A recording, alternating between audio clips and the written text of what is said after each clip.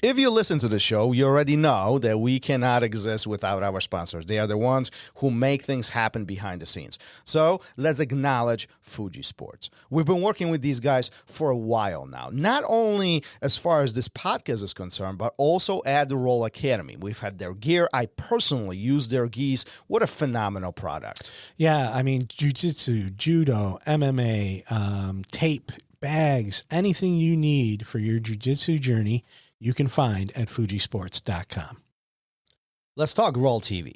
There's so much content on there. It's ridiculous at this point. But I think what is even more intriguing, as time went on during the project, we've been recording most of the events that were taking place here at RŌL Academy. At this point, I mean, we have guys like Chris Howder, Armand Fadi, Rafael Lovato Sr., and Pete the Greek. I mean, there were so many different events that we've kind of recorded it. Don't you think that's amazing? I mean, points of reflection and kind of going back for all the students to see what really happened and refresh their memory. Yeah, I think it's great, being able to go back and look at all these high-level practitioners, Octavio Cudo, like one of the names you didn't mention. And I mean, just these guys that have been doing this for so long come in, teach these amazing seminars and workshops, and it's all recorded and there for you to watch. Yeah, absolutely. So if you want to get additional savings on all this, type in code RŌL Radio at the coupon and get additional 30% off of your membership. Nice. Go to rolacademy.tv. What's up, everyone, and welcome back. If you haven't already, please remember to hit the like, share, subscribe, download, listen, or whatever other button there is, and leave us a review wherever you do listen. That ensures that we can continue bringing you the great guests and amazing content that you've come to expect. Today's guest is a highly successful content creator, instructor, and academy owner. Kenny Kim is here to discuss Jiu-Jitsu's changing traditions, setting goals, and his determination to prove everyone wrong to become an academy owner. Here's the RŌL Radio with the host of the series, Matt Made, content creator at RŌLwithKenny.com, and instructor and owner of Kenny Kim Jiu-Jitsu in Marietta, Georgia, Kenny Kim.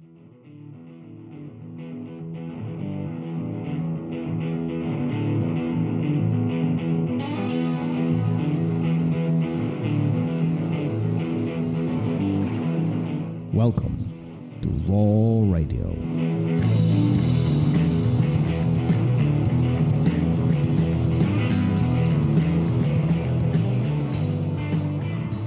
And we're live. Gary, how are you? I'm good. You got the clap right. I know. The last couple episodes, it's been a disaster with the clap. So in the editing, I leave it in so everybody could hear how it falls apart. I'm getting better. It's like the clap whenever you're teaching class, I know, right? And like that's 1, 2, 3, and everybody's doing their own thing. First of all, Kenny, welcome to the show. Thanks for your time to have the conversation with us. So let me ask you, speaking of the clap, do you guys do clap, or are you against the clap? It seems like that's a number one question in Jiu-Jitsu. I'm for the clap because I think it's a signaling of students acknowledging that they understand that we're ready to go. Traditional martial arts, when you're growing up training traditional martial arts, everybody answer like the military, like, yes, sir. Like everybody understand what to do. Yes, sir. And they were ready to go. So that was the cue of starting the techniques. Okay, let's go do it. In Jiu-Jitsu, it's a little more informal, right? For most of us, or most academies. So I think it fits in perfectly. Whereas, we have to have some kind of cue. Then when do we start? Especially as a coach, as an instructor. Okay, guys, this is what we're doing. Okay, everybody go. And then, you have a group over here scattered, group over here just kind of doing their own thing. It's like, okay, are we doing this or are we not doing this? So I think the clap kind of solidifies like, okay, everybody agrees that we are now off to work on this. Yeah, it's the cue, right? But you've done plenty of seminars. I've been to academies where like clearly says, we do not clap. Like that's forbidden thing. See, now, people talk about jiu-jitsu being cultish. Oh, why do we do the clap? Why do we do the bow? But that's more cultish to me because why do you not accept something?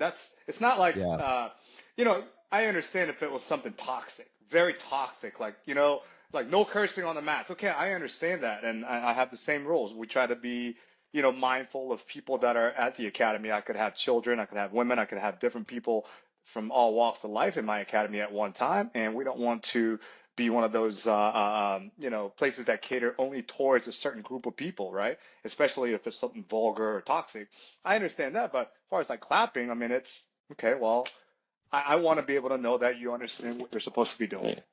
Well, and that puts us in an interesting, I guess, part of the conversation where teaching is not so simple, right? We, as instructors, we are educators, right? And we're trying to relay certain information to our students, and then it's important to acknowledge that each student will process information slightly differently, right? And we present it only one way, right? The instructors, there's only one instructor presenting it in a certain way, and how students receive this. So having that structure within the class is important, right? Even the simple call it stupid clap is a cue.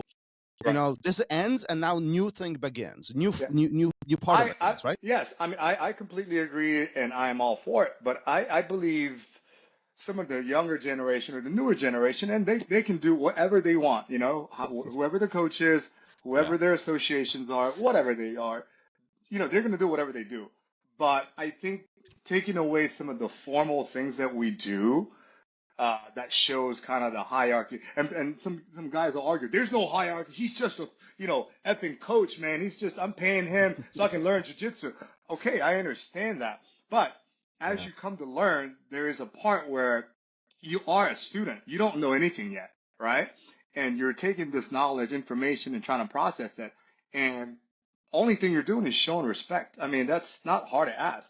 I don't go around, like when I was in school, I'm not like disrespecting my teachers. I'm not calling it out by their first name. Like, hey, Frank, I'm calling them by Mr. So-and-so, And so that brings us to people saying, oh man, it's BS, people, you're just a coach. What is this professor crap? You should never do that. If you do, it's toxic. You should leave. If they do this, if they do that, listen, everybody has their own way of processing things, their own way of liking stuff, but I don't see a problem in it. I mean, long as it's not like demanded upon you. Like people ask me, they're like, how should I address you on that? I'm like, I just don't call me an asshole. I'm fine. You can call me. Then we have a problem, right? But you can call me coach. You can call me Kenny. You can call me. Some people call me Mr. Kim. Some people call me Professor. Some people have even called me Master. Like I don't care. You know what I mean? Long as we show that mutual respect, I think it's perfectly fine. I had similar conversation with somebody else at some time ago, and they compared jiu-jitsu to other professional sports. And if you look at basketball, football, the head coach typically is called by a title. It's not because he's smarter. It's because he has a certain role within the organization. And there's this thing like whistle. And many coaches do use whistle. And, to separate these segments within training sessions. Right. But I think in jiu-jitsu, some of this is being frowned upon. So I'm wondering, is this the part of the evolution? Because the jiu-jitsu is so free-flowing, let's get acai, let's kind of chill, peace, life is good. Yeah. Do you think that's part of this? Is what we have developed the last couple decades? I think, the acai, the chilling part, I think that's part of it. I think, so when jiu-jitsu got popularized in Brazil, I think it took a lot of the South American culture, the Brazilian culture of like relaxing. That's why people were calling the professors by their names. Professor actually came a little bit later. Back then everybody was just calling each other by their first name. Hey, Elio did this, Hickson did this, Hoist did. Everybody was calling each other by their first names. Like, so that was very South American, Brazilian style, right? Whereas in most martial arts, from Asian descent, we're all senseis, masters, teachers, sifus and whatever. But if you look at even American wrestling, even high schools, colleges, they don't call the coach by their first name. They call him coach, at least coach, right? I mean, at least if that's sir, right? Yes. Right. And that's the role they play. But why is it that in jiu-jitsu now, because we're a paying customer? I don't know. I think it may have just been so much of our American style of thinking that we're kind of going in that direction, I mean, I can't say that it's wrong or right. I mean, it is what it is. I can only control what happens within my academy. and people don't Yeah. like it, then people don't have to stick around, right?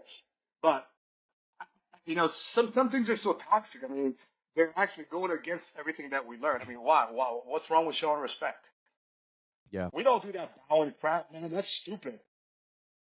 Okay, well, it's been done for many thousands of years. Oh, Yeah. this is in Japan. This is in China. We don't do that. Well, it is in any country. If you see a musical, if you see any kind of theater, what's the first thing? How do they show appreciation? They bow at the end. They do a big bow to show, hey, thank you. It's a respect, form of respect. It's not like, maybe like the old form of martial arts where you're bowing like every other second. Literally, we bow 2 times. We don't bow to anyone else. We don't bow to a picture. Everybody gets on the mat. We show mutual respect. We all bow. Say, hey, let's get started. Boom, done. And then we bow. And the class is done. That's perfectly okay in my eyes. Well, that's the rules that we have. And Yeah, you're absolutely right. I mean, to each their own. That's number one, Mhm. right? But I think part of this fast growth of jiu-jitsu as a sport and as an art here in the United States is that diversity that has been introduced, right? So if the rules were a little bit more harsh, I think less people would be inclined to, dip into it. Now you go to one academy and you have, nobody's bowing, everybody's friends, and, they just beat the crap out of each other. They don't even mop the floor. And that's fine. And then you go to another and it's, Right. everything is everything is very respectful driven, and now you have the same art or the same sport with two different environments, Yep. right? And Yes. catering towards different demographic, right? Yep. Very much so. Because if you look at a younger demographic who are, very much into competitions, they're going hard. Yes, there's going to be more that the drive and the push and less of that respect. Obviously, there is respect, right? But in a more formal academy, you're probably going to have people that are a little bit older, right? And people are there to share more of their passion and kind of get in better shape and, sharing the community aspect more than just the competitive aspect. I think when you bring the competitive aspect, there's always going to be a little bit of that, pull and push kind of deal. Yeah. But even on that, take a look at this. Every competition either requires handshake and a bow, or it's just done by default, right? So why are we arguing this? It's such an interesting conversation. It's a big deal when somebody doesn't do it. Right. It's I don't know. Anyhow, I don't know. Maybe, I think I don't know. Maybe it's just the rules. I don't know. Maybe it's just people not wanting to follow rules. I don't know. Maybe they're just anarchy. It's like, hey, I don't want to follow this rule. I'm above everything. This is me. Maybe that's it. I don't know. I don't have the answer. The thing I always say is I only can control what I can control within my family, right? And within my academy, within my students. And if they feel like they don't belong and they don't want to abide by some of the rules that we have, I mean, I'm perfectly fine for them, looking for another school. Like, I have no animosity. It's just like, thank you. I mean, while you were here, we had a great time. And and that's a great approach to life. I mean, we can only control so little if you look at the big picture, right? And if we really focus on that, life is so much better and so much easier. Oh, yeah. I don't have time to worry about anybody else. Yeah, I agree 100%, especially when, we have so many people around us, right? I mean, you have quite large academy, quite successful. Look at this cup. It says, life is good. Take it easy. See? Take it easy. That's right. I like it. That's it. Well, listen, like I said, you've built quite an academy, quite successful from a business perspective, but it was not always this way. And the main reason why I asked you, and you've told this story before, but I am always fascinated with people who go above and beyond to really chase the dream and really to do anything and everything they can to deliver the success to their own standard, right? To chase what is possible. And sometimes at the beginning, it doesn't seem to be possible. So when I was reaching out to you and when we were chatting about this conversation, I want to pick your brain. Take me back a little bit. Take me back to the beginning of this. First of all, do you remember your first day on the mat? Oh, yeah. Oh, yeah. I just told a story. There's a woman named Darcy. I think I was 20 years old, and there was a woman named Darcy, I think she was 45 at the time, that armbarred me over and over. And and I was 20 years old, I was young, I was an athlete. I trained in Muay Thai. I trained Taekwondo. I was at a national level. But in grappling, I messed around here and there, wrestling with some judo here and there. But this woman was a blue belt at the time, and I remember I still remember Darcy. 26 years later, Darcy would armbar me, and so that was the beginning of the journey that I started. I basically said, okay, I need to do this.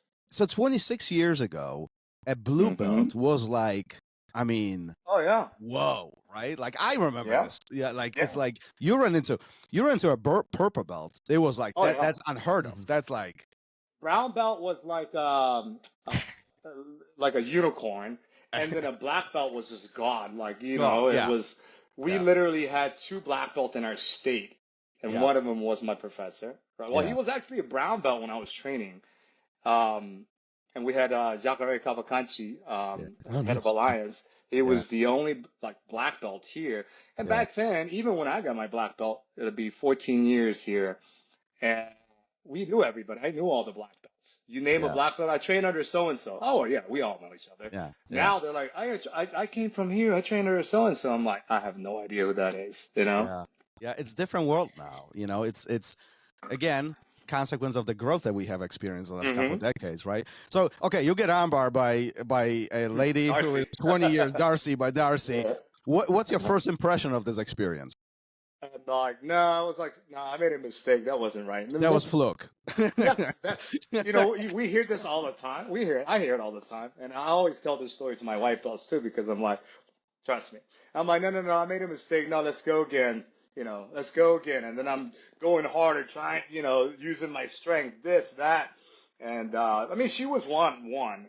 And then there was other guys that were, I'm not a big guy, but there was other guys that were smaller than I was. And these guys wiped the mat with me. And it was, it was one of those things like, I think most people, you have 2 different types of people. You have people that are going to be like myself and probably you and the rest of the world that trains jiu-jitsu, like, I want to do this. I want to get better at this. Mm-hmm. And then you have the other side that's like, you know what? It's not for me because excuse A, B, C, D, whatever the excuse may be. But in reality, they don't want to face the truth of them getting their egos checked. They're better than that, right? So you have, I believe you're categorized into those 2 people. Either you are or you aren't. Either one is better than the other? Well, I'm going to say the one that accepts it and says, I want this challenge because I just got my ass kicked by Darcy, who's 45 years old. Whereas I could have been like, no, that was a mistake. I wasn't ready. I was feeling sick that day. I don't really know the rules. So you know what? It's not for me. But if I see her on the street, I'm going to knock her out. I know I can better than that. Like, so. Watch out, Darcy. Darcy's been warned officially. Yes. Why do you think it's so difficult for people to admit their shortcomings or their areas where they can improve? Listen, let's just stop beating around the bush. Like there are things that we suck at. As simple as that. There are things that I suck at. It is what it is. Why is it so hard to admit it? But I think it's because now you're a black belt, you're trained jiu-jitsu. I think that opens us up to admitting that it's okay to make flaws and it's okay to ask for help. It's okay that we're not perfect, that we're not good at everything that we do. I know before I started training, even when I was training up until, blue, even purple belt, I still had a little bit of like, okay, no, I'm good at this, right? I'm good at that. Like I think it's just natural instincts for people not to want to admit their fault, admit their flaws, Everybody wants to say, oh yeah, especially when it comes to, as men, we, want to make sure that we're like, yes, we want to be the dominant one. We're the alphas. Most of us want to be the alphas, but we know that to be the alpha, you got to be at a certain point, and you don't want to test yourself. Most people don't, and we have in jiu-jitsu, we test ourselves, and every day we test ourselves. I know I'm not the alpha in every room either, right? Physically. Yeah. So it's okay for us to say, oh, I can admit that I'm not good at this, or I'm not as good as this person. Mm-hmm. I can admit my faults. But I think when you don't have that experience, the mat experience, you can't. do So that. do you think that that's one of the fundamental steps really to continue growing or begin even growing? I mean, how do you slice this to a brand new student who comes in and say, yeah, that was going to be my question. like, I'm the man. I'm here to learn, but I'm the man. I mean, we see this all the time. Yes, yes. So I try to break it down, and I always ask what your goals are. Okay, well, why are you here? Okay. And so sometimes you get a generic answer, sometimes you get a specific answer, like I want to be a competitor. Okay, well, if you want to be a competitor, you need X, Y, Z, Z, Z, whatever. Right? I'm here to just better myself. Okay, well, how do you want to better yourself? I want to get physically fit. Oh, I want to get mentally fit. I just want some friends. Whatever it may be. So once we know their goals as they're training, if they're not training towards their goal, then we may have to take a step back and reevaluate. Okay, well, you told me this was your goal, but now you're not really training towards your goal, but you're going against your goal. You're doing something that's completely opposite of what your goals were. And people then sit back and understand, oh, you're right. Why is that? And some people take that opportunity to say, well, maybe this isn't for me. And some people will take that opportunity to say, I need to fix this, right?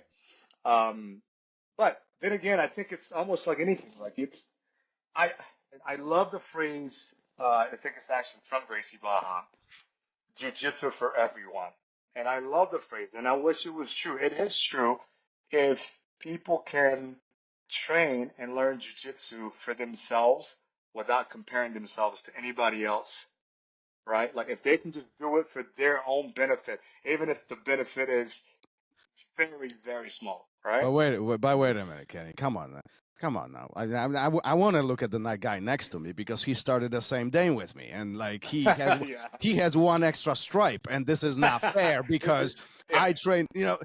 I mean, listen, both you and I, we've been in these conversations probably endless amount of times, and yet our human nature just works against this, right? I mean, and I love the fact that you talk about setting goals because I think that's one of the fundamental processes of thoughts of really achieving anything in life. Like Gary can tell you, I'm a goal junkie. Like if it's not on a task list, it's not happening in my life. Yes. Like High five, boom, because I have, I tell people, and I do this yearly. I have my yearly goal and task worksheet, and it's basically the back screen on my computer, a big back screen. So every morning I see it, and it's divided into several different categories, and then in monthly.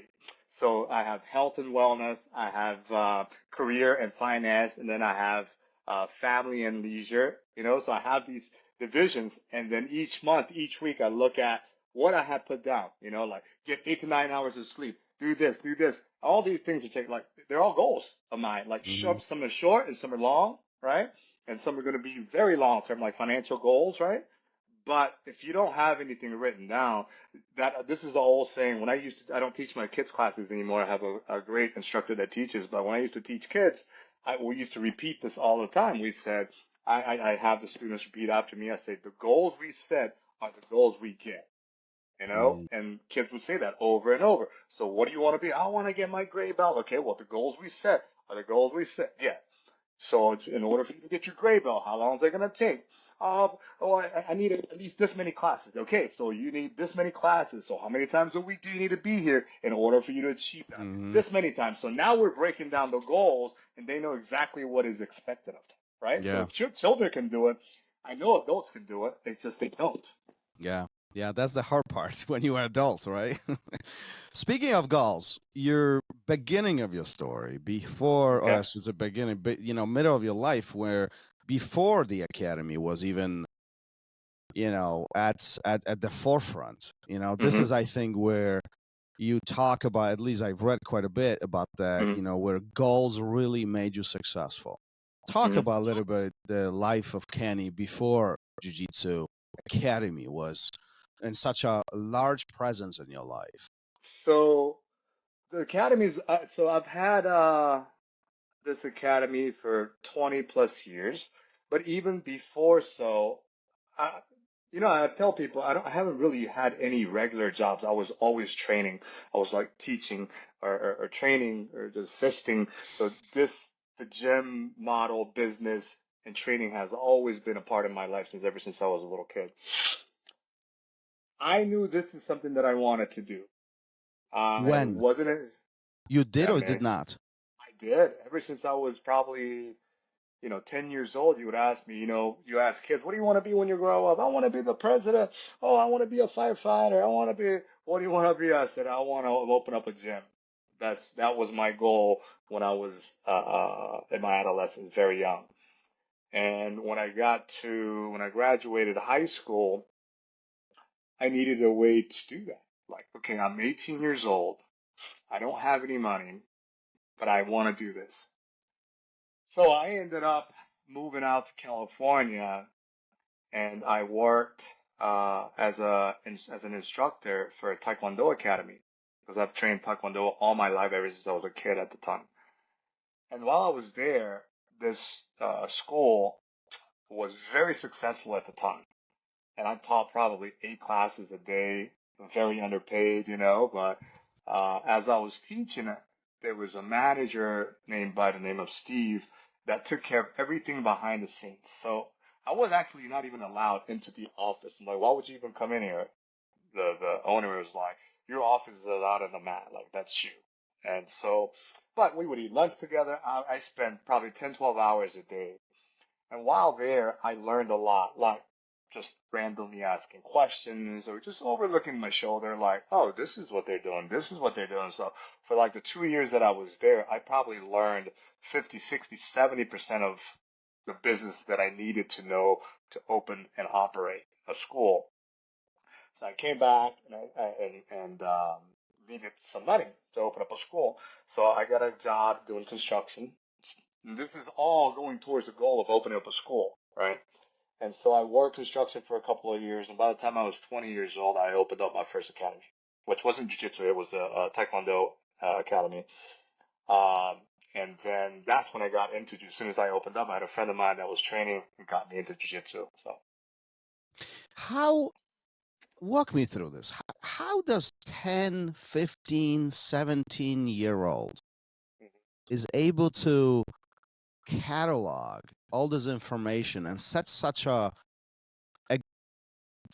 big goal in his mind, where the distraction factors of hanging out with friends, going partying, I don't know, doing other things, everything that teenagers do. I mean, list is just going on and on and on. I did, yeah.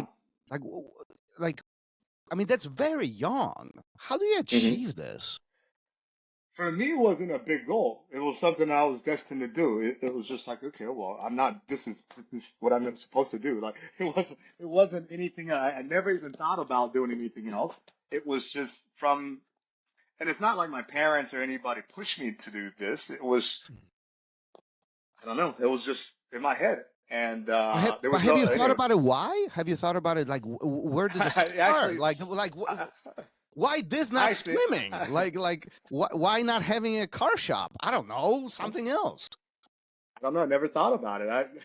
It's always. I feel like it's just been a part of my life. I don't know. I never thought about it. It's just. I don't know, I'm just destined to do this, I guess. And no plan B. I have this. No plan B. No plan B. No. No. I think I've come to think that plan B gets in the way. That there's no plan B. Right. Plan B gives you an out. Yeah. Plan A, one and only, you're going to make it because you're going to find a way to make it. Yeah. And there was distractions. Trust me, there's distractions. But I actually either did extra work or I overcame those distractions to keep, going with the goal that I had in mind. So how old are you when you opened the academy? 20. 20. That's young. So were you 20 years old? First, where do you get money to do this? So that's one. And two, how are you? How do you logically put this in frame? Like, listen, I talk to guys who are 40 years old and they don't know how to run business, and you saying that you did this in half a time, like. Either you are really smart cookie or like. Well, we don't know how successful it was yet. Oh. That's another story, right? Yeah. Fair enough. So 20, It was, so let me tell you some of the struggles, what people don't Right. see. Right. So I saved $12,000. Okay. It's not a lot of money. At the time, for me, it was a lot That of is a money. lot. It is. But that's you talking about $12,000. 20 plus 30 years ago, right? Yeah. Yes, yes. Yeah. Okay. And so $12,000. And I said, okay.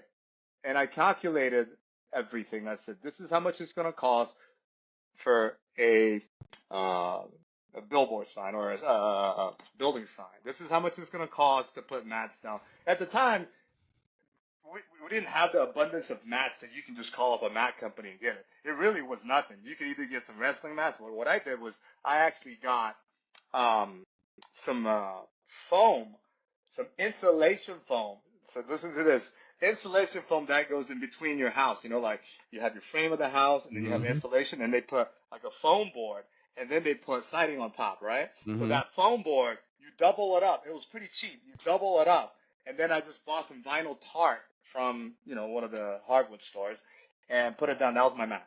It was like $500 or something like that. And so it was ghetto, but it worked at the time. And back then we didn't need computers. It was still all hand Yeah. done, right? Yeah. All the agreements, everything Yeah. was done by hand.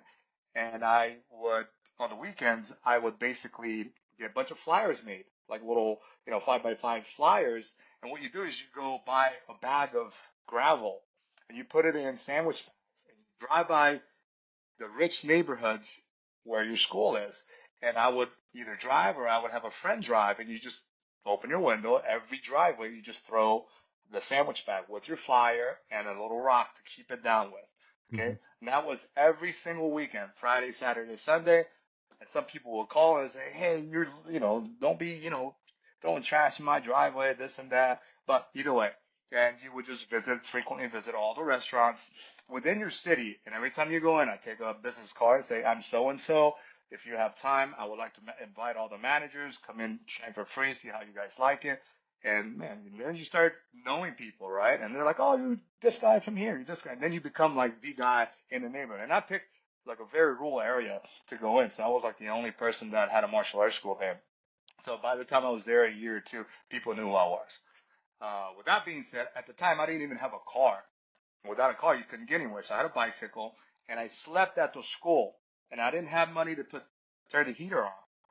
So I would sleep in the cold. I would have 2 or 3 blankets, and I would hide it up on the drop ceiling so people wouldn't be able to see. It was like 1,000 square feet. So I would hide the blankets, and I would sleep. I would wake up super early in the morning, literally use the hose out in the back, wash up, and then I would just be there all day long. That was my schedule for 3 months, and I ate one meal a day.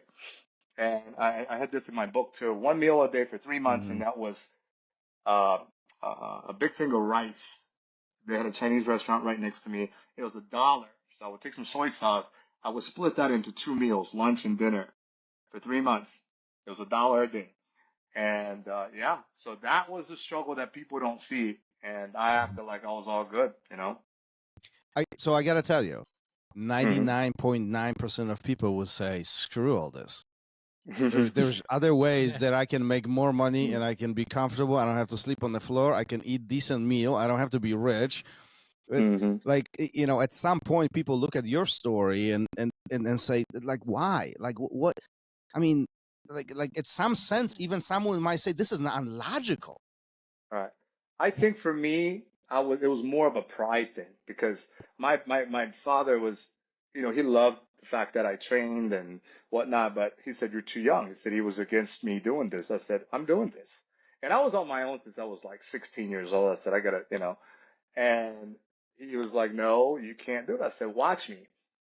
And he said, do you need any money? I said, no, I don't need any money. And so basically, Now so there's it a was Nope, more. pride there you point. go. So I was very prideful in what I was doing. So I said, no, I got this. And I was like, and there were sleepless nights where, I mean, I literally cried. I sat in a corner and cried at my academy. And I'm not ashamed to say this because I'm thinking, did I make the right, choice? Am I making a big mistake here? But I couldn't give up because I knew exactly when my dad would stop by or call me. I'm like, things are great. It's amazing. I'm making money. It's great, man. And yeah, that's the side that people don't see. Do you think if you would have taken him up on some money or gotten some cash someplace else, the success would be as sweet as it is now? I probably wouldn't even have made it, because once you start opening your arms up for help, you're going to keep opening your arms up for help. Okay, well, maybe this person can do this for me. I need a little money from here, a little money. I was solely dependent on not only my skills, but my mindset. Like, I can do this, right? I can do this. This is all going to be me. At the end of the day, whether I make it or not, I can say it was all me. Nobody helped. It was nobody's fault. It was all me, right? And so that was the only thing that I knew in my heart that I had. It was like, it was all going to be me. So would you agree that this mindset, this drive forward, this hunger, this unstoppable train of thought is a fundamental point of success, and not only in jiu-jitsu, just in general as an entrepreneur? I mean, look how many businesses fall apart in the first year or two, Yep. right? And it's oftentimes distraction, is oftentimes just not knowing how to do and being unwilling to learn how to do things, right? Like, it's all human errors and some or human decisions at some points. Like, Yeah. do you think that mindset is that important? Oh, I think 100%. Same thing as like becoming a jiu-jitsu black belt. Yeah. Most people quit along the way, right? Yeah. Most people. I always use jiu-jitsu, the mats, as a metaphor for life. It's like a parallel. It always parallels life. And so if you get to your black belt, you can do anything because you haven't given up. You've got that willpower, right? And that's how I went for a business too. I didn't know anything, but I learned. I did whatever I could to learn. Okay, this person does this well. Can you show me a little bit? Can you walk me through what to do from this position? I went to, later on, once I was a little bit more successful, I went to every business, martial arts business, consulting, seminars, just to learn, just to hear these people. And I would hear Mike Metzger. I would hear all these big name guys. I mean, these guys are making millions of dollars. They're in these Hollywood, Florida, different penthouses and thousands of students. I'm like, how are these guys? And at the time, I'm like, I'm even better than these guys. These guys aren't even good. They can't even throw a sidekick. These guys suck. And these guys, So it gave me even more of a fire in my ass to be like, I can do this. But I was willing to learn. That was the thing. I was willing to learn. I was like, please, I need to learn, But that drive, I think 100%, the mindset is what gets you there. And comparing to the jiu-jitsu, I mean, we often see this witnesses or even experiences ourselves is these obstacles. They arise, whether it's things in control or things out of our control, but it's still an obstacle. And I mean, how many people just say, whatever, and they walk away from it? I mean, millions around the world, right? I mean, in thousands every academy probably. Have you ever even thought about how many students have walked through your doors in comparison how many still train? I would say in the tens of thousands in the past couple of decades, tens of thousands, because you imagine, every academy is different. We have several hundred students, right? And we keep those several hundred students. But if you look at the numbers, we probably enroll in 12 months, we'll probably enroll anywhere from 150 to 200 students anywhere in a year. If you really divide it up, maybe some more, maybe less. Okay, let's just say that's the average. Well, if you had 200 students a year that you're enrolling, multiply that by 10 years. That's 2,000 students. Just that. You know what I mean? 20 years, that's 4,000 students. And that's kind of a low number anyways. But the student number that you have is maybe a few hundred, if that. Most academies that I know hover around 150 students, and that's like pretty good for them. Because that's like almost like a breaking point for most academies, like 150 students, depending on where they are, they're paying bills, maybe working part-time a little bit, and, they're doing what they want to do, but. Well, it's like the level where, it's like the line where there's a low production turns into a large production, right? Yeah. Like you need staff, you need other things, you need more people, and then it's that step up, right? So, You're absolutely right. And so that's usually where people stop. They're like, okay, well, I've tried it. I don't want to do it. Or they're content with what they have and they don't want to put any more time and effort and money into growing the academy.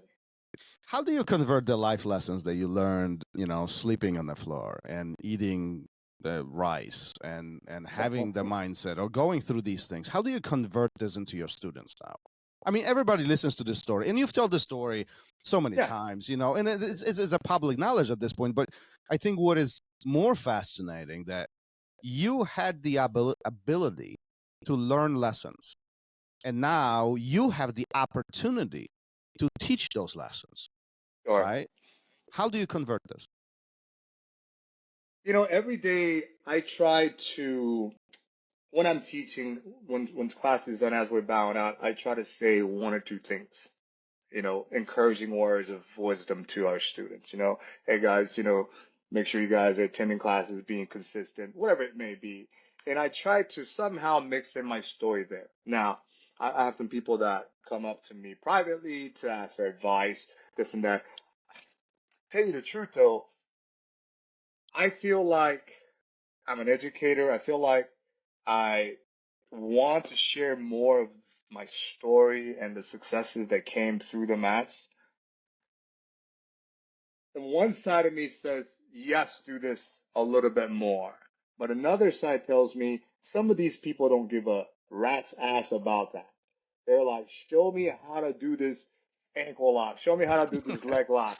Show me how to escape this. I don't care about you or your story. I just want to know how to do this. You see what I mean? And so there's a fine line of like, I forgot who said it too. It's like just because you're a black belt doesn't mean you're a philosopher or historian or a motivator. You know what I mean? And I get that, but in a way, I'm like, we are an educator, so like you got to walk that fine line. You can't be this, holistic Hindu person that just kind of like blesses everybody with your wisdom, and everybody is like, hey, I actually don't give a damn about that. I just want to have some, fun training on the mat with, my friends.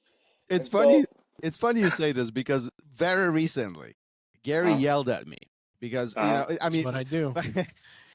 I'm a huge advocate for how to make students better. Like, how do I, as an educator, as an instructor, make my students' life easier? How do I give them tools? How do I refine things how I do it so they are more successul? Like, I'm huge on that, right?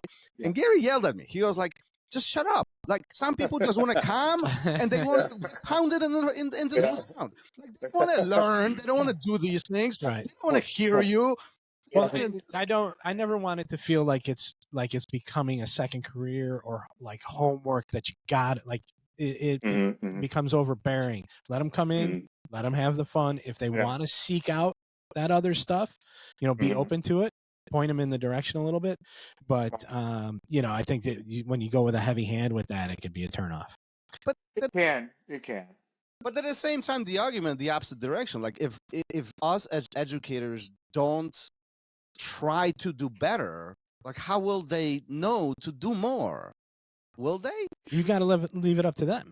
At some point, it's your burden, their burden. Kenny, no pressure on you, but it seems like you got to solve this dispute right here, right now. So I'm going to be right in between you guys because I both of you guys have great points, right? And so again, my approach is I'm just going to sprinkle a little bit out there. Nothing serious. And I never tell somebody you should do this. It's like what I tell my son. So simply put, I'll tell my son, Dad likes training jiu-jitsu. You don't have to. You do what you like. But Dad likes training jiu-jitsu because it makes me strong. I leave it at that. So if you take that into your life lessons on the mats, when I talk to my students, I never say, you guys should do this. I say, this is what I did. I consistently train, This is what I do in my daily tasks. This is what I have goals that I set to become what I want. And this is where I am now. So I try to give them a little, sprinkle of wisdom by comparing myself, telling them my story, what I do. And hopefully with that, they can take a little, something from it. If not, no problem, because That's not what Well, they do. and I think that's the beautiful part, right? That making impact on the students is important. At the same time, allowing them to make the choices that they have to make, because end of the day, Mm-hmm. you, myself, we have zero control of all these people. Like, we can't No. control what they think. We can't No. control what they do. No. It's really up to them to do it, right? Right. And same thing with, like the old school mindset of you can't control where they train. Oh man, you can only train here. You can't cross train over there, or if they leave, oh, you're a Koreans. Like, listen, I, if my I, students leave, I'm sad. Don't get me yeah, wrong. Like, oh yeah, man, I mean, I used to be really, really attached, especially when you have, I tell people, especially when you have a smaller scale yeah, academy. Mm-hmm. Let's say you have 100 people, all 100 people. Like, now I know all my students, but I'm saying even with 100 people, let's say a lot of them on a personal basis, and then next thing you know, they leave to go train somewhere else. It's heartbreaking. It's gonna hurt you. Like, it used to break me. I mean, some nights I would cry because, man, what did I do wrong that they want to go train somewhere else? But later on in life, you come to realize that people's goals change, people's lives change, and if my student moves, a 5 minute, 10 minute closer to another academy, and he decides to train somewhere else, I should be happy. Like, okay, man, you're still training, great. I didn't think that way before, right? So I yeah, think that that's a big problem. Like, people just hold these grudges. Like, man, you cannot control what they do, right? yeah, And I'm happy for them. I've had students that train with me, left, train somewhere else, and then move back to this side of town, come train with me again. Back, I do not care anymore. I'm like, can I? I'm like, you don't have to. You don't have to ask me. You do whatever yeah, you want to do, yeah, But like, you should care for them. Like, I do care for them, but I'm not gonna care enough to be in their personal life and then have them hurt me personally. What yeah. students don't understand. We as teachers and coaches, we get our hearts broken. We feel like we put in so much, and then in return, here's the scenario. We have classes 6 days a week, but on Sundays I have competition class. Okay, just for our competitors, and they wanted it, so we have it. But now Sundays are my family time. When I have to have family time, we have a handful of people that show up, and then we have this pans coming up. We're supposed to have all these people competing. We have a handful of people show up. I'm like, guys, you guys are putting in, oh, I had this, I had that. Well, I have something too, Yeah. right? And you don't know that I'm putting in my time. But if I'm not at a tournament coaching them, they're like, oh my God, screw this guy, right? We're here and he's not, right? Listen, I think you speaking out what many instructors think. I mean, that in what they experience. I mean, these are these are the challenges of Mm-hmm. owning an academy and having these attachments, having the personal Mm-hmm. relationships. Because end of the day, we do develop them, and we should. Oh That's yeah, what creates 100%. community, Yes, right? yes, But 100%, it's 100%. so difficult sometimes to find this happy balance, and I mean, we experience the same thing here between students Oh leaving yeah. or changing their mind or life Mm-hmm. changing, or Mm-hmm. even changing a schedule. Like, you're Yep. trying to improve things, you add more things, but Mm-hmm. somebody's pissed off Somebody because they You don't can like it. make you can And never like, make everybody no, happy. absolutely, absolutely. And it's hard. It's very hard looking from Yeah. that perspective. So I'm at a point in life where now I'm very content, and if whatever they want, I mean, okay. I'm attached, but not attached enough where I'm gonna be heartbroken or sad if it Well, were to good for turn you. south. Good for you. That speaks volume about the maturity and really just running a successful business, because ultimately that's what we do. Listen, I know Mm-hmm. you are pressed for time, so I want to be aware of this. Okay.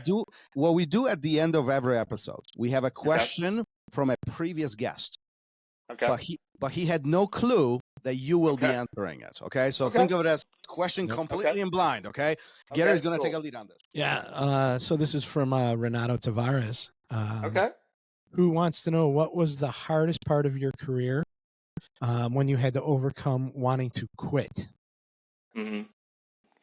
So it's not even business related. I think now that I'm thinking back, it's kind of shallow to think this way. Childish. I was a child. I was in my 20s. So I was, I'm going to go out and say that I was one of the top blue belts at my academy. Okay. I was younger, you know, And I was a blue belt for 5 years. Okay, 4 or 5 That's a years. while. And of course, everybody, same argument. Everybody that I smashed, everybody that my training partners, all were promoted to purple belt way before I was. And at one point, I was very discouraged. I was like, man, I don't think this guy likes me. You know, like I thought about it. I was like, I don't think he likes me. And that was the time that I thought about it. I said, you know what? I didn't really even think about, oh, I'm going to go somewhere else. I think it was just like, well, I don't want to do this anymore. Like, I'm very discouraged. And he didn't really come out and say why. Eventually, later on, I learned why, because sometimes being an instructor now, you know, sometimes when you take somebody that's a little bit more talented, you want them to spend a little more time there. You want them to develop a little bit more. You want them to be more successful at that rank, you know? I mean, you know, everybody else was probably a little bit older than I was. They got promoted. I was still there. I was still smoking them. And so I'm like, yeah, I don't think this is for me. I wanted to quit, but glad that I didn't, because after that, my promotions happened pretty quickly, like minimal time, because, you know. What was the driving point behind not quitting? Like, what kept you around? Because that's a very, like, if I look at this, even like thinking about what my students experience sometimes and the conversations that take place, you know, and being open, having open channel of communication, I think is really important in those situations, right? But you expressed that you didn't even know, like you are essentially in pitch dark room. You have no clue what's happening here. Right. Quitting is It's for the so old easy. school style. Well, old school style, absolutely. I mean, that was the same Yeah. thing for me. Like, I mean, Yeah. you know, it's just, it is what it is. Mm-hmm. You know, what made you stick around? What made you? I'm gonna go one more day. Well, I'm gonna show up. I'm gonna keep coming. That's a great question. I never thought about it, but now thinking back, I think it was to prove him wrong. Really. There's the pride again, huh? Yeah. Really, I think it was to prove him wrong. Like, we'll see. I said, Yeah. even if I'm a blue belt for 10 years, I'm going to keep showing up, because you'll have no choice. Yeah. And the crazy thing is, my professor and I, even now, we talk almost, you know, weekly. And he's one of my best friends. Like, we talk all the time. We talk business, we talk jiu-jitsu and, you know, whatnot. But thinking back, I'm actually kind of happy, because if not, maybe it was too easy for me. You know what I mean? Maybe that would have turned me away. But just the fact that I had to really work hard. And by the time I got to my black belt, it was so deserving for me. And I was so proud to have gotten my black belt under this, you know, person. Right. And Yeah. so, yeah, I think it was just to prove him wrong that, hey, you can't make me quit. Yeah. Yeah. And it's hard for instructors too, right? Having It that is. very fine balance. Like, do you give it to them? And what happens after that? What if you hold them back, and you have your reasons to hold them back? Right. And Sure. but what if they don't see it that way, and it ruins it? And they like, you know, and I it's such a delicate situation almost, right? It is. I mean, we still go through it. I remember not that long ago, we had this and he was almost 40 years old, but he competed a white belt, and we had a belt promotion, and he wasn't even in the radar for me to promote. And I guess he just stopped showing up, and guys are, where's this guy? I was like, I don't know. And then they finally reached out to him, and I guess he was like, oh man, I'm pissed off because I didn't get my blue belt, and so got it, and so got it. And dude ended up leaving. I said, well, good luck to you, man, you know, because and nobody's guaranteed a belt. Nobody's guaranteed a promotion. Yeah. You know? And on the flip side, I'm sure you experience situations where you do promote somebody and then it ends. Like, you don't see them again. That's all blue belt. That's like 50% of the blue belts. They get the blue belt first. It's an ongoing conversation, I think, between many instructors. Like, if you do give it to them, they're going to quit. If you don't give it to them, they're going to quit too. So, like, I mean, let's just focus on training at this point. Like, why are we even, like, hyper-focusing on this thing, you know? Right. It is so important. It's still important. So sometimes, like, that's why even in, like, a lot of the no-gi schools, they're giving belts. Right? And I'm like, well, I thought the whole point of no-gi was, okay, let's get rid of that belt. Yeah. You know, just train just for skill sets. but they're still giving belts, right? And so that just shows you something. I mean, it's like going to a university. You just go until we're ready to promote you to you say you're graduating. Well, how long does that take? Well, that's why you have your freshman year, sophomore. Yep. That's why it's Yep. divided into these. They're divided Yeah. into semesters, divided into Yep. so you're expected to know, you know. And most jiu-jitsu schools, well, I think nowadays actually have a curriculum and have a minimum. Like people always talk about, oh, if your belt rank is based on attendance, you're at the wrong place. If it's but you know what? You're supposed to have a minimum of that. Like, okay, you should have at least, Mm-hmm.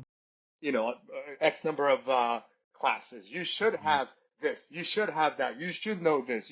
And obviously, it's different for everybody because not everybody's equal, right? You have your 40-year-old woman compared to a 20-year-old kid that was an ex-wrestler in high school. You can't compare the two together. No. You know what I mean?